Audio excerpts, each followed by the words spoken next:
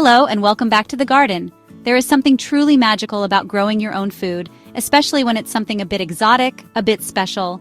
Today we are going to embark on a wonderful journey to cultivate our very own papaya. Imagine stepping into your garden and picking a fresh, ripe papaya, its skin glowing like a sunset. It's a taste of the tropics, right in your own backyard. It might seem like a complex task reserved for warmer climes, but with a bit of know-how and care, it's entirely possible. We will go through everything you need to know, from the very first seed to that delicious first harvest. Before we get our hands properly mucky, if you enjoy these little gardening projects and want to learn more about bringing your garden to life, do consider subscribing to the channel. It's the best way to ensure you don't miss out on any of our future adventures. Your support allows us to keep sharing these tips and stories from the garden. Now, let's talk about papaya. These plants are not just fruit bearers, they are quite dramatic and beautiful in their own right, with large, deeply lobed leaves that create a wonderful, lush canopy. They grow remarkably fast, which is incredibly rewarding for any gardener. The journey, as always, begins with a seed. You can, of course, buy papaya seeds from a reputable supplier, which often guarantees a good variety. However, there is a certain satisfaction in using seeds from a papaya you've enjoyed yourself. Simply scoop them out from a ripe fruit, and you'll notice they are encased in a little gelatinous sac. It is very important to gently wash this coating off. You can do this by rubbing the seeds together in a sieve under running water. This sac contains chemicals that stop the seed from germinating, so removing it is a crucial first step for success. Once the seeds are clean, you will want to dry them. Spread them out on a paper towel or a plate and leave them in a dry, shady spot for a day or two. You don't want them to be completely desiccated, just dry to the touch. This simple preparation awakens the seed and gets it ready for planting. Storing seeds from a particularly sweet and flavorful papaya is a lovely way to continue its lineage. It connects you directly to the food you eat and the plants you grow, which is, for me, the very heart of what gardening is all about. It's a simple yet profound cycle of life. Now that our seeds are prepared, it is time to think about where our papaya will live and grow. These plants absolutely adore the sun and need a spot that gets at least 6 to 8 hours of direct sunlight every day. They also despise having wet feet, so good drainage is non-negotiable. If you are planting in a pot, ensure it has plenty of drainage holes. If you are planting directly into the garden, you might consider creating a small mound or a raised bed. This elevates the roots just enough to keep them from sitting in waterlogged soil, which can quickly lead to root rot, the sworn enemy of a happy papaya plant. The soil itself needs to be just right. Papayas thrive in soil that is rich in organic matter. A good loamy soil is ideal. Before planting, I like to enrich the area with plenty of well-rotted compost or manure. This not only provides essential nutrients for the fast-growing plant, but also helps to improve the soil structure, aiding that all-important drainage. Dig a generous hole, much larger than you think you'll need, and mix your compost thoroughly with the existing garden soil.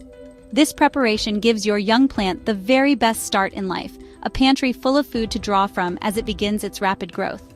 With the bed prepared, we can finally plant our seeds. You can start them in small pots to begin with, or plant them directly into their final position. I recommend planting a few seeds together, perhaps 2 or 3 in each spot.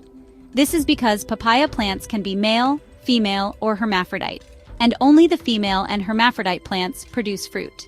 By planting a small group, you significantly increase your chances of getting a fruit-bearing plant. Plant the seeds about ½ inch deep in your prepared soil. Cover them gently, and give them a light watering. Patience is now required, but thankfully not for too long. Papayas are vigorous growers, and you should see the first signs of germination within a couple of weeks, provided the soil is kept warm and consistently moist, but not soaking wet. As the seedlings grow and become stronger, you will eventually have to make a choice. You will need to thin them out, leaving only the strongest, healthiest-looking seedling in each spot. It can feel a bit ruthless to pull out the others, but this process, known as thinning, ensures that the remaining plant has all the space and nutrients it needs to flourish into a productive tree. Once your papaya seedling is established and growing, your role shifts to that of a caretaker. The most important task is watering. Papaya plants are thirsty, especially in warm, sunny weather, due to their large leaves which lose a lot of moisture. They need regular, deep watering to support their rapid growth and fruit development. However, remember our earlier warning about wet feet. The key is to allow the soil to dry out slightly between waterings. A good rule of thumb is to check the top inch or two of soil. If it's dry, it's time to water. Avoid light, frequent sprinkling, as this only wets the surface and doesn't encourage deep root growth. Feeding your papaya is also crucial. These are hungry plants. After the first month or so, you should begin a regular feeding schedule. A balanced, all-purpose fertilizer will work well. You can apply it every couple of weeks during the growing season, following the instructions on the package. I am a great believer in feeding the soil, not just the plant, so supplementing with a top dressing of compost every few months is a wonderful practice. This organic matter provides a slow release of nutrients and keeps the soil life healthy, which in turn supports a healthy plant. A well-fed papaya is a happy papaya, and a happy papaya will reward you generously. As your plant grows into a tree, you will notice it develops a single, straight trunk with a crown of leaves at the very top. It's a rather unique and architectural look. One of the most common mistakes gardeners make is to over-prune their papaya. Generally, these plants require very little pruning. You should only really remove any dead or yellowing leaves to keep the plant looking tidy and to prevent any potential disease. The plant naturally sheds its lower leaves as it grows taller. Resist the temptation to cut the top off to control its height, as this can severely hamper its ability to produce fruit. You must also keep an eye out for common pests. Aphids and spider mites can sometimes be a nuisance, particularly on young plants or those grown in a greenhouse. Often, a strong jet of water from the hose is enough to dislodge them. For more persistent problems, an insecticidal soap can be used. Checking your plant regularly, perhaps every few days, is the best defense. By spotting a problem early, you can deal with it before it becomes a major issue. This attentive care is part of the conversation you have with your plants, learning their needs and responding to them. The most exciting part of this entire process is, of course, the harvest. Depending on the variety and your climate, your papaya tree could start producing fruit in as little as 9 to 12 months. It feels incredibly fast. The fruit grows in clusters directly from the trunk, just beneath the canopy of leaves.